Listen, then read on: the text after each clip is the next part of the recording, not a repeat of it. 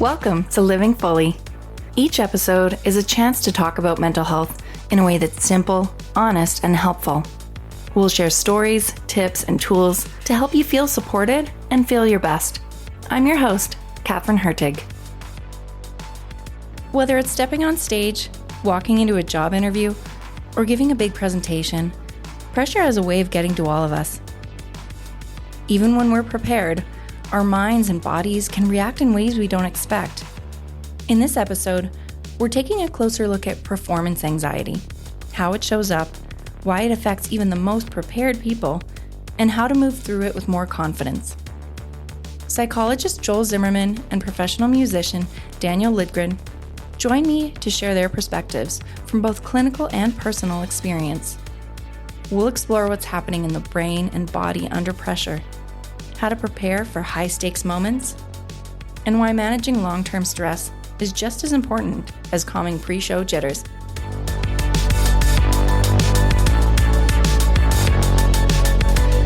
Okay, we have an exciting, kind of different from our usual episode today. I'm here with Joel Zimmerman. He's been on a few times. He's a psychologist at Calgary Counseling and Counseling Alberta. Welcome back, Joel. Thank you for having me. And we also have my brother, Daniel. He's manager of account management with the city of Calgary, but he's also an accomplished musician. He plays the bagpipes. Thanks for being here, Dan. Thank you for having me.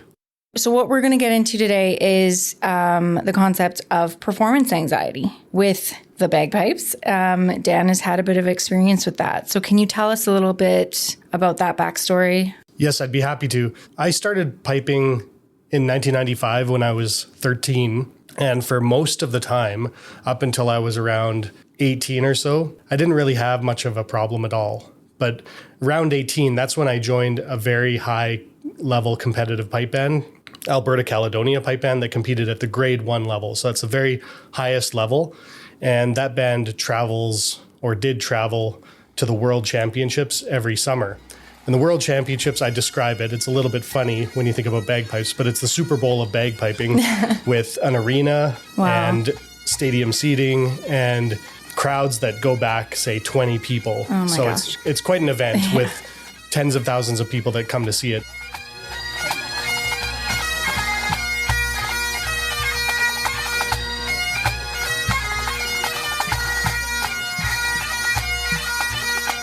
I remember my first time there, and I didn't quite make the competition circle the first year there, just to skill level.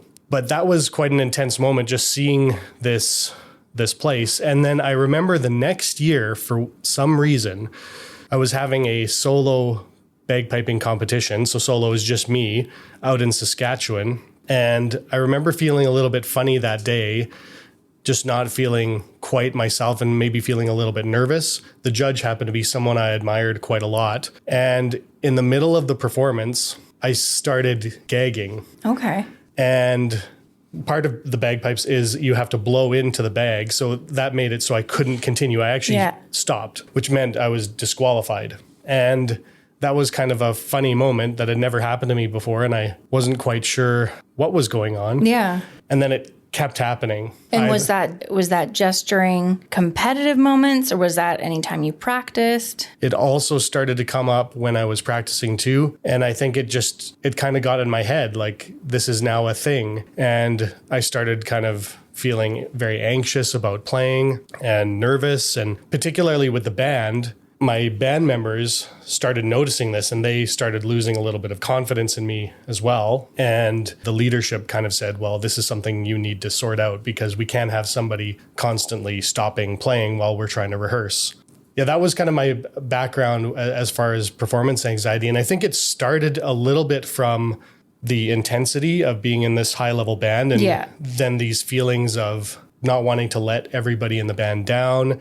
And also, even in my solo competitions, now there was, being in this band, there was a need to perform well to maintain the reputation as a band member. So all of this kind of compounded in my head, and strangely enough, it resulted in this physiological manifestation of anxiety. Yeah, that's a lot of pressure to be under. So Joel, like from a psychology and counseling perspective, what was happening with Dan? What was he going through? Well, I think there's so many different elements and different elements we can break down. I really appreciate kind of the way that you kind of came at this. But I think at just the initial level, right, there's the idea that our bodies are always picking up what's going on around us. That's their job. Our brain, our bodies are reacting to the world around us. And one of the ways that they do that is like through some sort of like arousal. So like our brains pick up information either about the world around us, we're in a situation that's exciting or dangerous or worrisome. It sounds like, when you describe that situation, you're thinking about that competition and it was like the judge was someone that I admired. Like there's something that was in your mind. And I'm sure there's lots of elements, the crowd, the pressure, so many of those elements, and the brain's reacting to that. And it does, as we all kind of experience for all sorts of emotional reactions, the body has a way that it expresses that and how it feels that. I think the kind of best way that I can almost describe it, it's like if you're walking in the woods or something and you see a dangerous thing, you see a bear or something, your body's might be afraid. Your mind might think that there's something going on there. And it's going to mobilize the body's resources. Right. It's going to send hormones. It's going to get blood pumping to certain parts of your body and away from other parts of your body. And that physiological response, you pick up on that. And sometimes it's confusing. What is this? People talk about butterflies or sinking feelings. It's literally like blood moving around your body in different ways. Your heart's going, and again, these hormones and neurotransmitters are kind of flooding our system. And yeah, so we feel that. And then we start to then like interpret, like, oh, what does this mean? And then we can have other thoughts. And then the challenge is, so that's like if you do see the bear or you are in the actual moment, but the other challenge is that sometimes you're walking in the woods or you're getting ready for a performance and you think you see the bear or you see evidence of the bear or you're imagining the bear. Yeah. You're imagining performing or the judge there or letting down your teammates or your bandmates. They're not there in front of you. There's no actual danger right there. But your brain is so good at what it does, it can't tell the difference.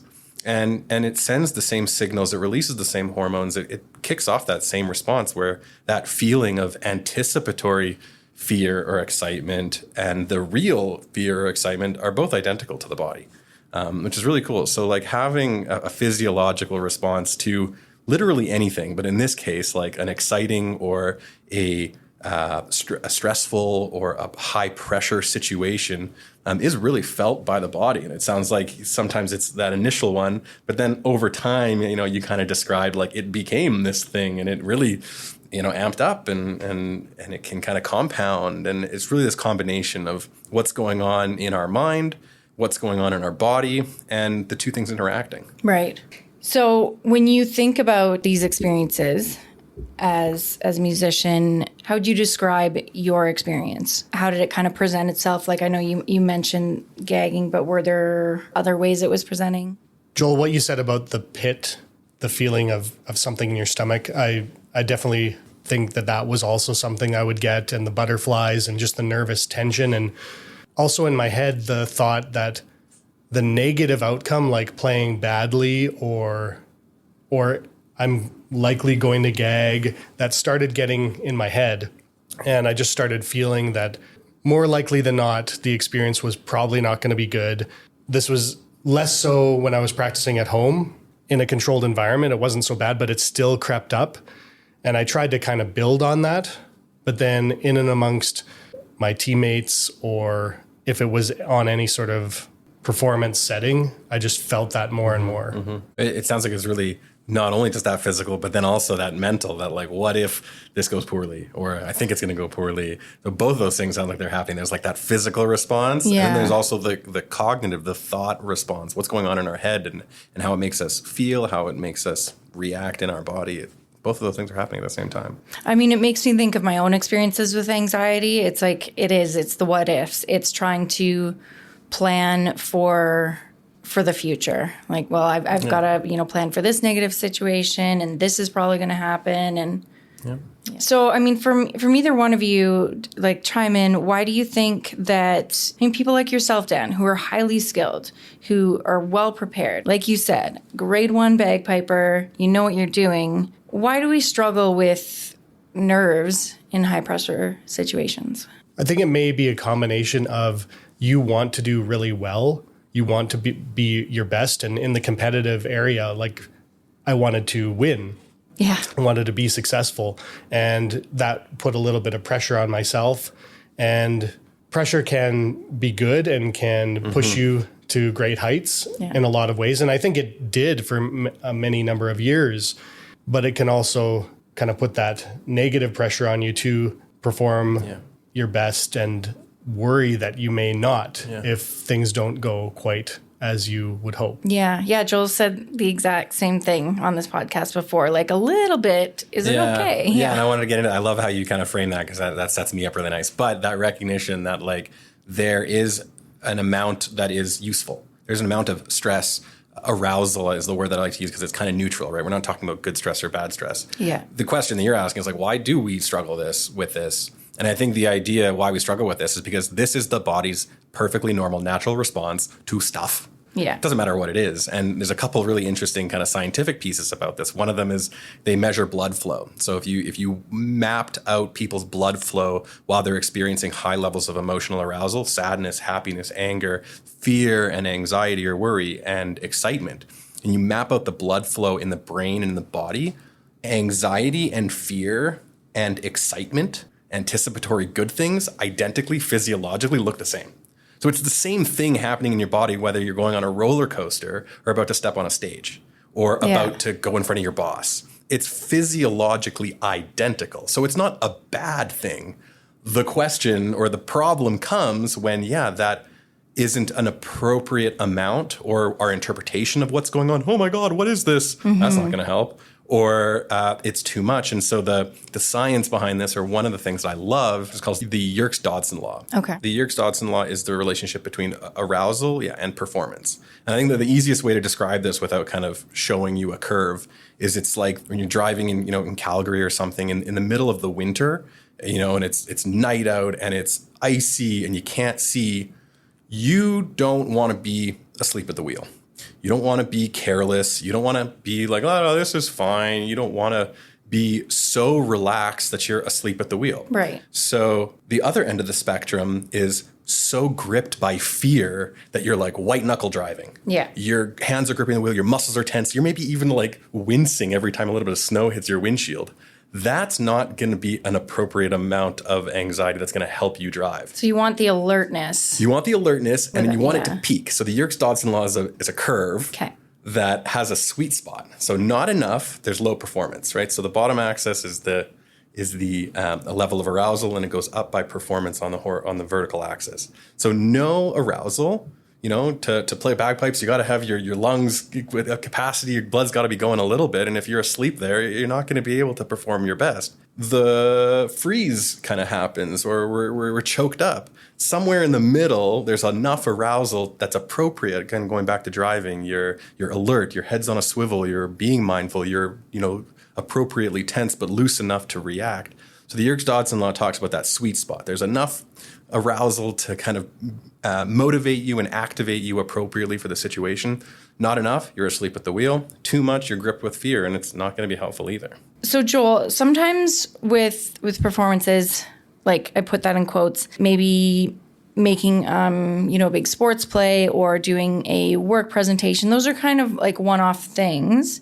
Is preparing for things like that different from dealing with kind of long-term pressure? Like if your job or hobby or whatever it is something where you have to perform on the daily? Yeah, well, I think the preparing for those things is different. And I think it is just because that the experience of those things is different. Like I think the short-term kind of initial jolt of anxiety or worry that comes with a big performance is different than constantly being exposed to that over time. Yeah. So I do think that they're different. So if you're specifically, talking about like what are some things to kind of consider in the short term, again, you're still preparing. Right. But I think, like how we prepare for that short term piece, like one of the things that we kind of think about is how much preparation do we need? How much do we need to be thinking about this? How much can we actually prepare for, and how much is going to be left up to the moment or chance or some other things. So I think part of that preparation is actually knowing when to stop thinking and stop trying to prepare and kind of say, yep, I've prepared enough, and then step into like the execution of it and not let all of that preparation and analysis be done while you're trying to perform. Does that resonate with you? Like, have there been times where it's like I can't practice anymore? It won't help? There were some times like that. So, for instance, I tried to take a positive approach that this is a problem I've been encountering, and I've gone through many iterations of what to do. But for instance, I would decide to practice on not a competition piece, just a nice casual piece that I enjoy, that I've played for years, that I know I'm going to play well. So I would focus on that if I was having trouble. If that went well, then I would think to myself, well, that went pretty good. So why not try a competition piece after that?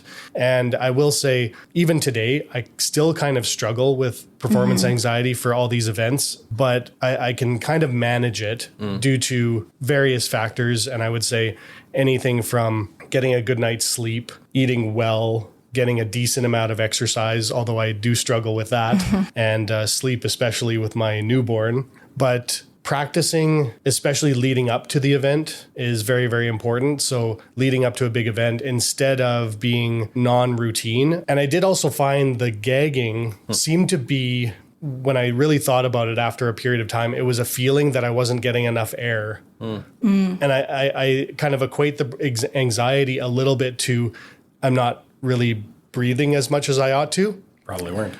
Right. Yeah. And that was kind of a trigger point where I'm like, okay, well, make sure you're breathing, make sure you're taking deeper breaths and constantly thinking about that. One other thing, because you're breathing into this instrument all the time, you're going low on breath, or you could be. Right. And what also compounded it is if there was a problem, like if the bag was leaky or the blowpipe was leaky, that made things tougher, and it made it tougher to breathe. And that would always be the last thing I would check. I would always think, oh, I'm out of shape, or I just haven't been practicing enough. Actually, there's a leak in your bag. And once I fix that, geez, I feel so much better. Right. So, and for whatever reason, for me, that seemed to be like the last thing I would check. It would always be, geez, what am I not doing right? Rather than a simple practical fix. You'd almost blame yourself. You would look to what am I doing wrong, or how am I screwing this up, before the actual, like, oh no, this is just hard because there's a machine here that's not working appropriately. That's super cool. Yeah, I've done that too. It's like if there's a hard situation, it's like that's what I go to first. It's okay, like how did I screw up, or what could I do? But in any kind of situation, like, there are a lot of variables and stuff that's out of your control. Yeah. Well, and so for the preparation, going back to your question, like how do we prepare for short-term things? I think what you're talking about really highlights a couple things, because it's like, so practice is one thing, but the knowledge of, I know that in the moment it's going to get tense.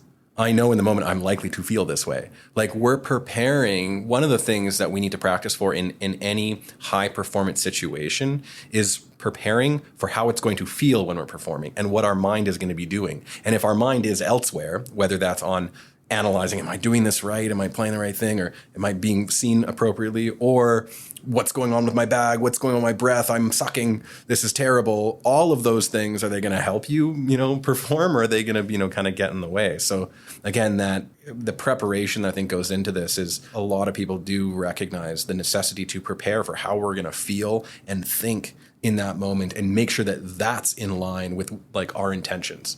I've heard of like visualization with like sports psychology and stuff is. Well, yeah, because it's so a great analogy when you're skiing, and you're going through trees. Yeah. Do you want to focus on the tree or the path, right? If you're skiing and you're focusing on the tree, you're going to hit the tree. You steer where you look. Essentially, same thing for cars, right? And so if you're thinking, I'm going to suck, I'm not breathing enough, they're not watching me, my foot's in the wrong place, my fingering is wrong.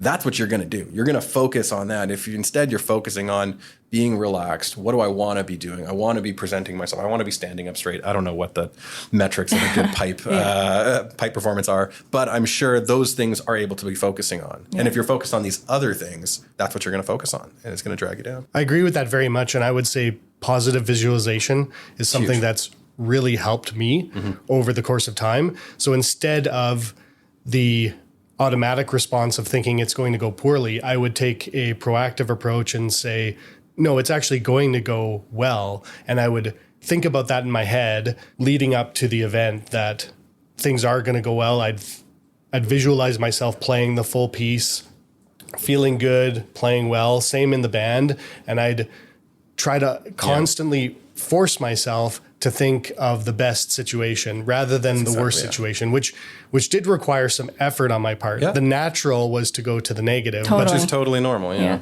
But the unnatural, what I had to work towards, was constantly think of the best, or that it wouldn't be nearly as bad as I thought it would be. So you trained for that. You trained to do that. That's like part of your training, was to think about that. And you bring up visualization, like in sports psychology, there are all these really funky little tidbits. So the Yerkes-Dodson law was one of them. This one is what they call the sports big three: visualization, self-talk, and self-soothing or physiological management, right? So we have an outcome that we want. Let's visualize it. Let's put that in the front of our minds about what we want. We need to be able to manage our self-talk, right? Are we talking to ourselves about the most positive outcome or the negative outcome? Are we focused? Is our self-talk focused about what we want to do? Or is it off, daydreaming, right? Again, in la la land, or thinking about the worst case scenario. And then that self-soothing, that ability to manage. Your heart is going to be pumping. Your lungs are going to be working over time. How do I throttle that back and forth? Again, going back to that Yerkes-Dodson law, and that there's a sweet spot. And so too much of that anxiety freezes you up, not enough, and you're not going to react appropriately. So it's like a throttle really kind of working in your body. So, I mean, you talked about visualization, Dan, but what other strategies have helped you manage your anxiety? Yeah, so there's a number. One funny one that now I just do as out of habit, and someone suggested the gagging might be due to a dry mouth, so I chew gum when bagpiping, and I don't really think I need to do that, but I do it, and it's kind of funny. I might be one of the very few people that do, but that's just something, and it does keep my mouth moist, and it's just like it's almost like a thing to do that I need to do to be good, so I've continued doing that. But more practically, getting a good night's sleep always seems to help, and good diet and prepare. And when I say prepare, not just the music, but if it's an event the next day, preparing the backpack that I'm going to take to the Highland Games field with my granola bars and everything, so that when I wake up in the morning, that's already ready to go and I don't have to think about that. I can focus on just relaxing and being at my best. And I'd say, in addition to positive visualization, being optimistic, being upbeat, and being happy, and just thinking about what I enjoy. So when I play and the pipes are tuned well and I'm playing one of the tunes I really like, just taking a moment to enjoy that and how good it sounds, and trying to focus on that, and then trying to channel that into when it's competitive. Well, think back to when you were in your room and it was going well. And that always seems to help me.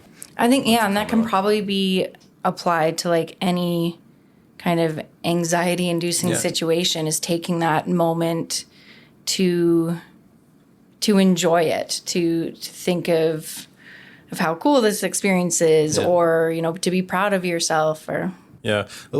Everything you said there is like, these are all the skills. We all talk about them in different ways, but, and there's official names to give everything that you just said. I love that, like linking back to successes, kind of reminding ourselves that the moment of being, giving yourselves all the time in the world to focus on what you need to, instead of not focusing on what you shouldn't. So all those things are, I think one of the things that I'll add too is in going back to that idea that like, this is the body's natural response to situations that are arousing. We actually like that. You like playing the pipes, right? You want to be here. That's so because that physiological, how it feels is actually so identical between anxiety, worry, and excitement. One of the little things you can do is trick yourself to telling yourself that this is pleasant. I actually like this. This is enjoyable. I'm here for a reason, and this is the feeling that I get when I like things, because your body doesn't know the difference, right? So it doesn't know the difference between, again, a real bear and an imagined bear, in the same way that it doesn't know the difference when your heart is pounding and your blood is moving around your body. It doesn't know if this is because we're afraid or because we're excited. So if you tell yourself, well, this is excitement actually that I'm feeling, that is again, a way to kind of trick your brain into having a more positive response. Because if we think we're enjoying this, we're less likely to get more dry mouth and more anxiety and more worry. And it cycles into a more positive. Oh, this is fun. This is enjoyment. I might be doing well in this. Oh, gosh. Like, I wonder what happens if I think I'm doing well. Yeah. Things change. A couple things you mentioned, Dan, that I want to touch on is like the basics of physical health. Because I think we don't realize how connected physical and mental health are.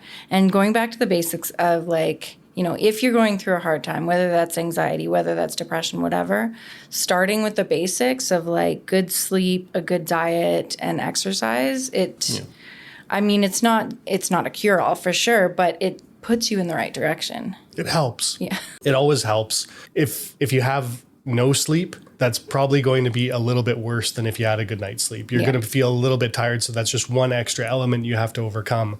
So I've always found when I've performed really well, usually the night before I had a good sleep, and that's always been something. I will say too, I don't know if he's a psychologist, but Stephen Covey, who wrote the 7 Habits for Highly Effective People, the one part of that book that really stuck with me when I read it years ago, and it helped with this, is the concept of the circles of control. And yeah. I don't know, this stuck with me for years. The middle circle, what you can control, the next circle, what you can influence, and the last circle, what you have no control over whatsoever. Yeah.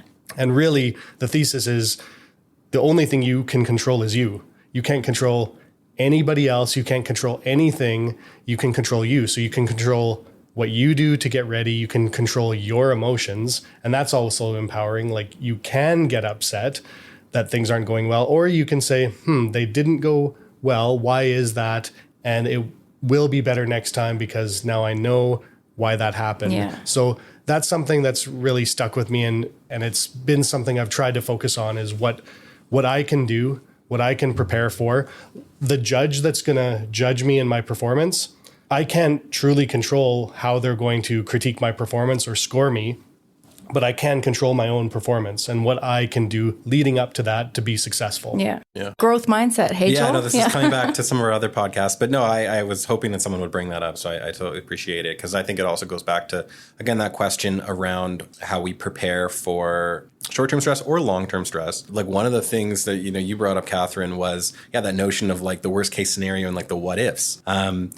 Solid preparation for any big thing has to do with really knowing what is in your control and what's not in your control. Yeah. And there's nothing, why as you asked before, like, why does, even really effective people struggle with this? It's because focusing on the what if this goes wrong, or what if the bad thing happens, or what if I'm not able to breathe, or what if this thing happens, there's nothing wrong with that. You're supposed to do that. The problem is when you don't answer the question effectively, when you just go, what if, and you never stop to go, oh yeah, what if this does happen? And having more realistic answers, not just like worst case what scenarios. can I actually, like, yes, can I actually do this? But then on top of that, it's what you were saying, is like, is this actually in my control or not? Yeah. Right? Like, what if the judge hates me? It's like, yeah, well, why? Is that within your control? Parts of it might be, right? If they do like what I'm doing, parts of it probably aren't. And I think people who effectively manage their anxiety are ones who have a really clear understanding, like you said, about what is in their control. Yeah. Ultimately, it's them. And a really understanding of there are parts that aren't in my control. And the best I can do is deal with it when it happens.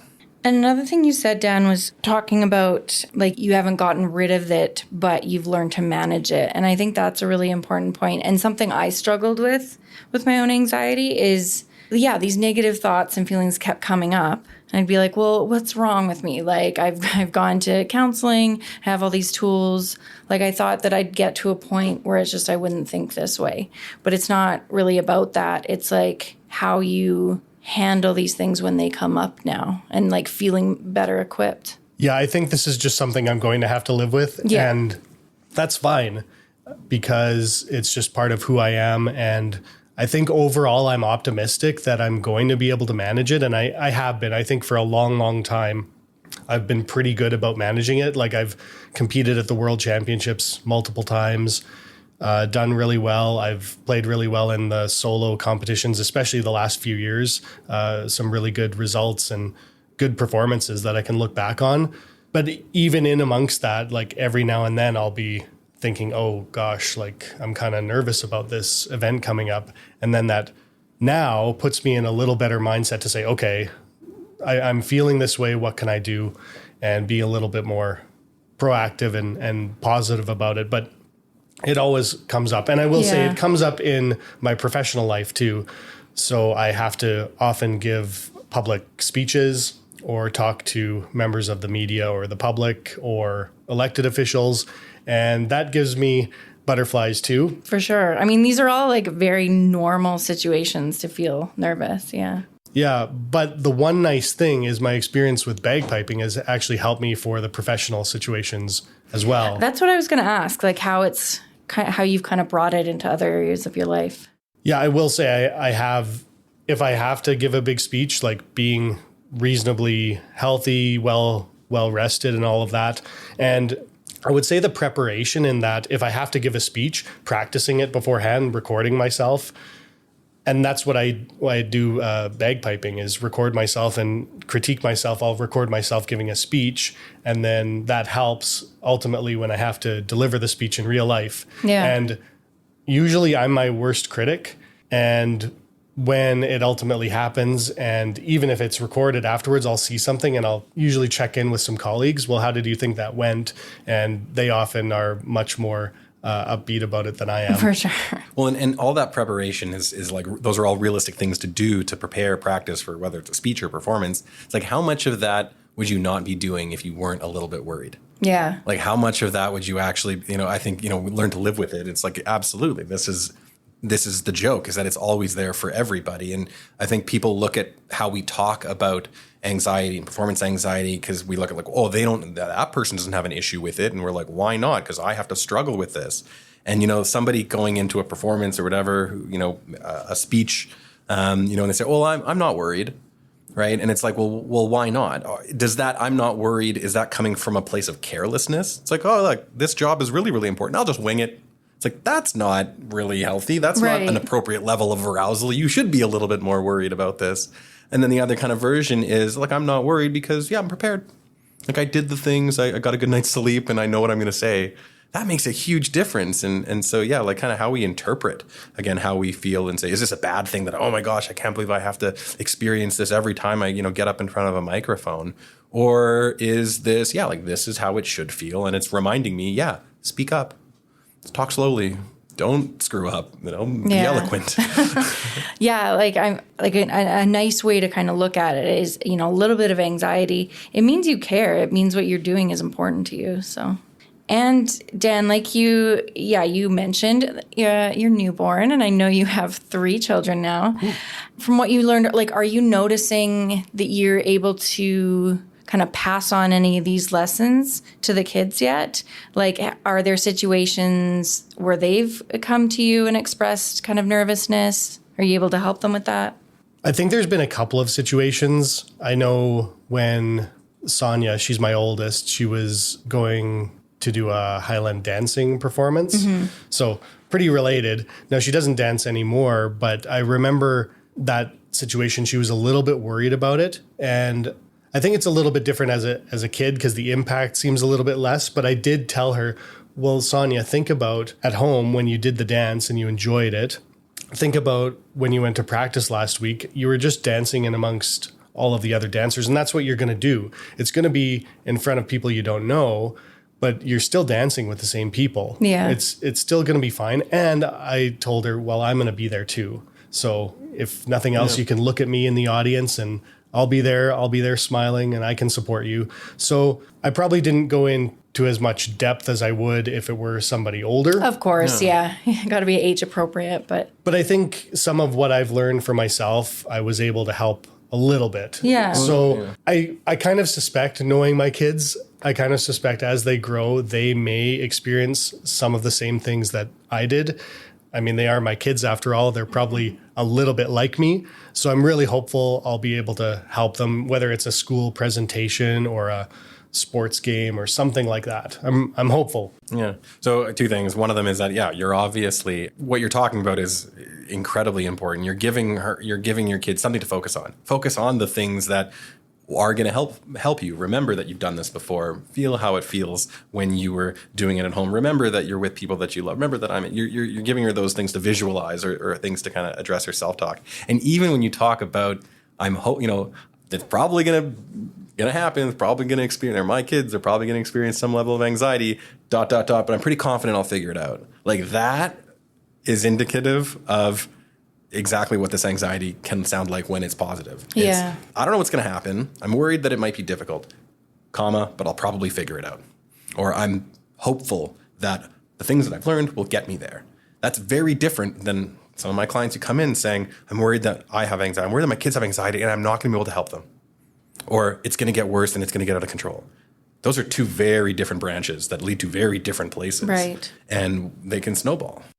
I would say I've been there. So if you have clients like that, I've been there. I remember years ago, maybe 20 years ago, when I was first going through this, I was not feeling too good about it. No. And I didn't think it would get better. In fact, I remember going to a doctor because I thought it was something medical. And the doctor actually said, well, why don't you just stop playing? Then you won't have to deal with this anymore.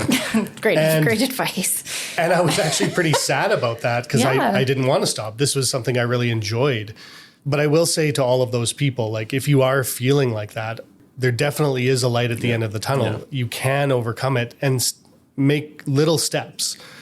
So I didn't get to the place where I am right away. It took time, but you can get there. That's the challenge with this work, is that if we had told you that on day one, you'd be like, take a hike. What are you talking about? Right. Yeah. So it's this mindset. I just think positively. That's where the misnomers about therapy come into place. It's just like, someone's just going to tell me to think positive thoughts. And it's like, well, no, but kind of in a very nuanced, time, effortful, way. And so, and then the other piece, having kids is like an incredible learning experience. This, I also have very young children, just 2 new ones. And I think, part of this is something that's really true with any anxiety. It's like, you can plan for just about anything.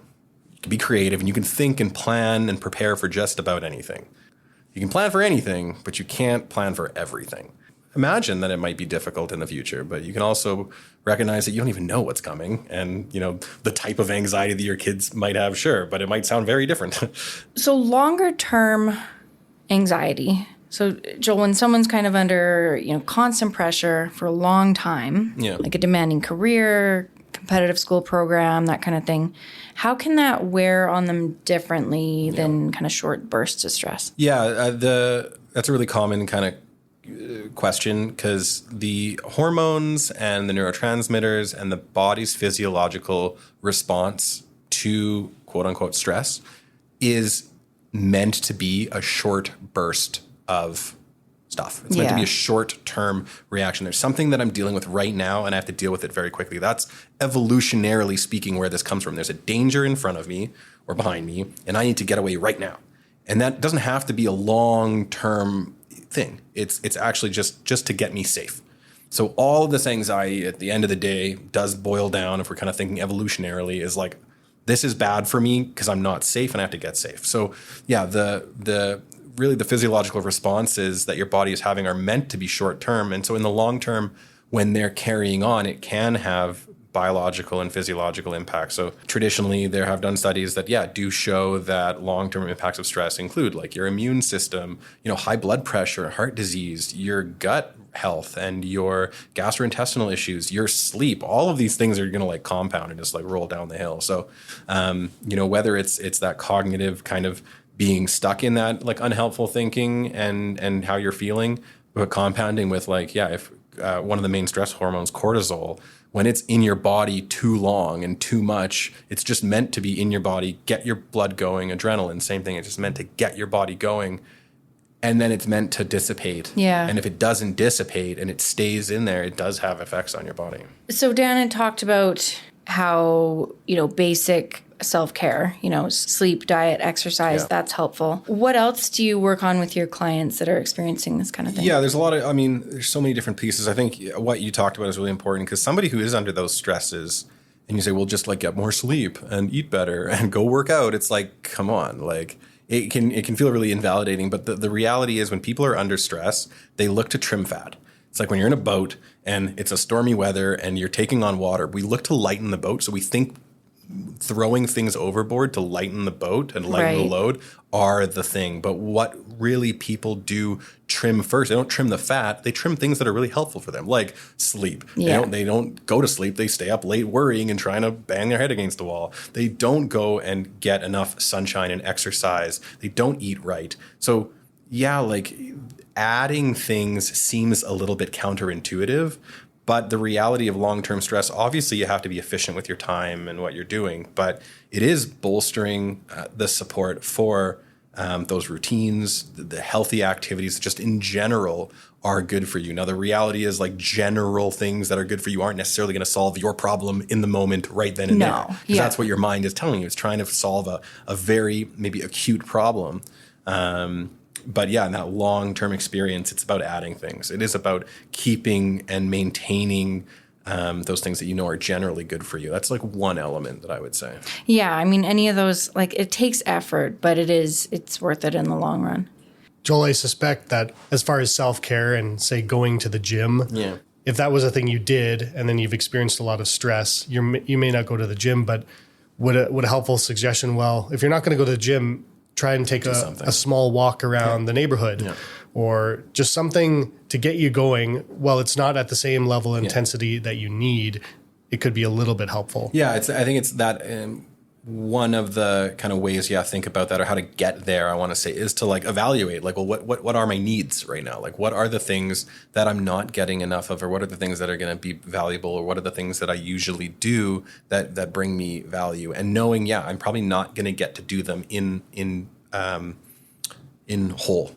And I just have to kind of distill it down to like, hey, what's the element of this that I need the most, or what's the element of this that I can get that's realistic? And I think that's a lovely. Was that something that was kind of helpful for you that you kind of like picked up on over time? Well, I think so. Just if I can't do as much as I want, maybe do a little bit. Like something like a little bit is better than nothing for sure. That's why. Like even practicing for a short period of time where it's an easy tune that I know and like was helpful, as opposed to an hour-long sweat sweat-filled practice session leading up to a competition. And I think too, again, other things that are kind of helpful is like perspective, especially in practice. You talked about taking a video of yourself and then like watching yourself, or again, how we think about this. Very often when we are, especially long-term stress, we get in our own heads. You said it earlier. That's what people say when they're in these situations. I got in my head. And like, well, what does that mean? Getting in your head often kind of reflects that idea of like this echo chamber, where if we're saying bad things to us and that's bouncing around, it's only going to kind of set in motion a negative thought spiral. So getting perspective on this, might look like videotaping yourself, or in general talking about this. Talking about it with someone is always nice because you're going to get outside perspectives, but sometimes talking it out, the what ifs and the worst case scenarios. Very often when we are sitting with a client who is talking about that thing that's coming down the pipe that is scary, and they say it, and then watching them talk about this thing, and they say, I never really said it. I never said it out loud before, but it doesn't sound so bad when I say it out loud. And it's like, oh, okay. And so there's something to verbally processing this that allows you to hear it in a different way. Right. And there's some science behind that too. But like perspective on things. Is it as bad as you think? What's kind of going on? And that kind of resets how we think about things. And you brought up self-care. A counselor that worked here a few years ago said this to me, and it was interesting. It put the idea of self-care in a new light, that sometimes with self-care, we need to not just think about like what would feel good, but what would energize us. Because sometimes it's like, what I'm drawn to, what I feel like doing is sitting in front of the TV for hours. Mm-hmm. But maybe what would be better for me is, taking that walk around the block or eating this salad instead. It's often additive, and it's hard to hear and hard to get around, because most people who are, we're not even necessarily just talking about performance anxiety. We're talking about just like long-term under stress. Yeah. And to tell somebody, well, you need to add something that's going to do something for you is hard to hear, but nonetheless valuable. Yeah. So Joel, you and I have talked about mindset quite a bit. How does the role of your mindset play into how we approach high pressure moments? Like the difference between, Dan saying like, I have to win versus I want to do my best. Yeah. I think the short answer is it does. It does play into it. Yeah. I think we've said a lot of that already, Yeah. Again, I'll go back to the first thing that you said when you explained your situation. It was like, what's wrong with me? Like that's a starting point to something. And it's not the most productive starting point if nothing's wrong with you. If something's wrong with you, good. I'm glad you asked the question. But how you initially, I want to say interpret. How you initially interpret what's going on as normal versus problematic. That mindset plays into this. And then, we can talk about a lot of things. I think maybe, just in short, the thing that I'll kind of say has to do with that level of control. That one's important about like what is in your control, what's not in your control, and which ones you're focusing on. And then maybe the other piece is, like what's important? Is the outcome important or the process important? And I think for a lot of things, we do focus on the outcome, the win, the acceptance, the goal. And those are important. Unfortunately, sometimes you can do everything right and still not win. You can make no mistakes and still lose. And that has to play into how we react, because if you recognize that, it allows you to then focus on the other elements of it. So if you get no enjoyment out of the performance and all you want is the accolade and the win, and you know that you can do everything right and still not get that, you have to have another piece to say, well, at least I got something out of this. Right. And so that's, again, a difficult mindset to have, because there's lots of things that getting something out of it. Is it I learned from my mistake? Is it I just had fun while I was up there? Like those are things that you're allowed to focus on. And so, how we prep for that, how we talk about that, how we talk with our kids, I think is a really one, or our people that we coach or teach, that balance of, outcome's important. It can't be the only thing that's important. And it has to be a focus. You have to focus on winning. Otherwise, you don't know what you're aiming for and how to get there. But you also have to be able to have the mindset to see the other elements of it. This past weekend, I ran a half marathon and Yay! Thank you. And I think a lot about what you just said, like during my training. It's not just about that one day, that one race. It's about like every run to get there and how I've improved, how I've, built my stamina. I haven't necessarily gotten too much faster, but thinking of it as a whole instead of a part. One thing I wanted to touch on that we haven't talked about is the concept of a support network. And I know maybe not everybody is fortunate enough to have a support network, but for me, it was a big thing. And I will just comment on two individuals that made a big difference. So number one is our mom, who is one of the most supportive people I've ever met. It's absolutely unbelievable. And honestly, like when the doctor came back and said, maybe you should stop playing, I honestly considered that. And when I told her that, she's like, that's silly. You're not stopping. Like you're awesome at this. And like, we'll get through this. And it was just so nice to have somebody behind you. And she's always been like that. So if you know our mom, she kept track of every single prize I ever won. She kept like a record book of every medal and like is my biggest fan. Like it's just really, really cool. So, and I'll also say my wife, ever since we've been married, she's been so supportive of me continuing on to play the pipes, even as our life gets more and more busy. We have 3 kids now, and she never even once suggested, well, why don't you, step away from this? Yeah. She's said the opposite, like, hey, do you want to join another pipe band? And do you want to keep going? And she's like, okay, like you're going away this weekend. Like, can I take the kids, or I'll get my sister? So really just want to shout out to my wife. I love you very much, Sydney. And she's been like a huge, huge supporter and has helped me continue to be able to manage the performance anxiety when it comes up. I want to ask, what difference did it make? Well, it makes a huge difference to have somebody behind you coming up with it and then continuing is a big deal. So, if anybody's struggling with this, if you have somebody you can talk to that you really trust, that you think might give you a positive push, I would say reach out to them. Yeah, and Joel, like in your professional opinion, how does community, how do these relationships help us through anxiety? I think the reality of this is that there are so many influences that are going on in any moment. So in any moment of performance where we're trying to succeed and be at our best, I almost kind of imagine it like everything's influencing us. How we think, how we're feeling, what we ate, where our mind is at, what's our mood at, whose voice is in our head, whose voice is in the audience. Like all of those things have to matter. So having a tremendous support system, I think it's probably difficult for people who feel like they don't.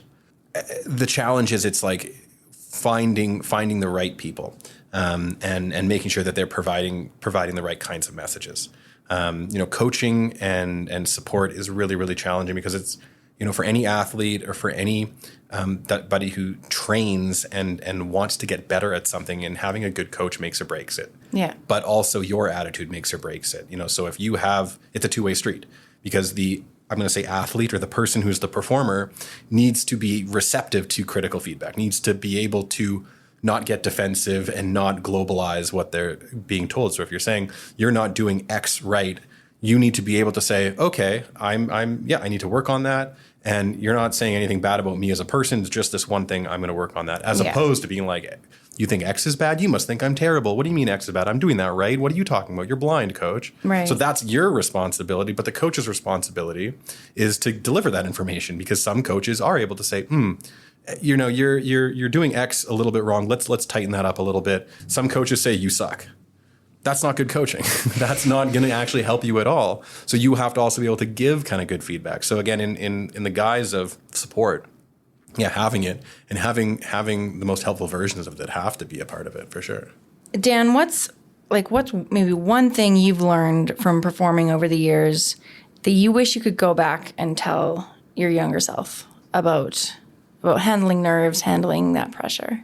That's a good question. It would probably be a number of things. So firstly, that if you do enjoy it, keep doing it and try and harness the best parts of the anxiety and stress. Like you said, Kath, if you feel it, it's probably because you care. It's probably because it's important to you. So consider that the stress is and could be a good thing. And also, I would say be optimistic and be hopeful. If things aren't good right now, and if you're not doing well, it can be better. And it might not be better right away. You might have to work hard at it, but it can get better. And that's one thing for me, is constantly pushing myself to be optimistic and to be hopeful, because I think that will help drive me to be better, both in terms of bagpiping and in other aspects of my life. And Joel, any last thing you want to leave our listeners with about managing performance anxiety? I think your story, Dan, has just kind of helped me solidify this notion that I know has been true, and it came from a psychologist that we work with at the Calgary Counseling Center we consult with. But this idea of like what you focus on, you amplify. Whether it's your thoughts or how you feel in your body, being mindful of that, being mindful of how you feel, being mindful of what's in your head, being mindful of what's going on in your body. And being aware of it, having an understanding of it, to know what it is, so we're not panicking when we see it, and using it, harnessing it appropriately. Thank you so much to both of you. Thank you, Dan, for coming in and sharing your story. Thank you so much. Long-time listener, first-time caller. And thank you, as always, Joel. Love it. Thank you very much.